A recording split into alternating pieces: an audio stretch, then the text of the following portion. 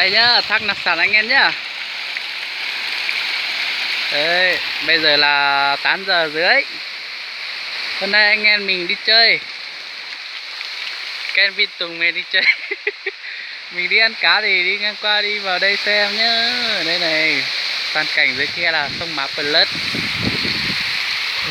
Mấy cây dừa này chắc là ôi cháu dừa nó theo mấy trăm năm rồi nhỉ. Tôi nhỏ. Tôi cháu dừa nó theo 100 năm, là hơn 100 năm rồi. Đây, nhìn cây dừa này chắc là mấy trăm năm rồi. Đó kìa cây dừa, cây cao nữa rồi.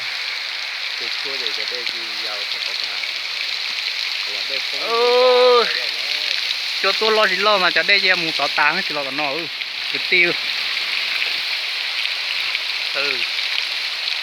Thì nó mà dâu nó. Đây mà lo cho nó.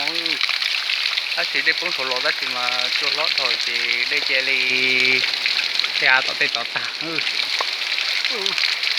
Đây lọt rồi. Đây sẽ tỏ nó đây mà lo đi lo nó từ nó chua nó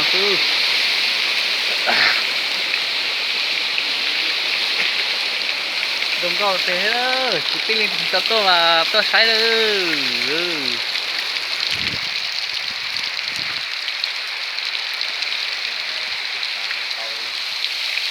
Chết chồng thò lọt tèo giống mùa hiếu ấy là hay 500 năm trước công nguyên đi. Mùa thế nào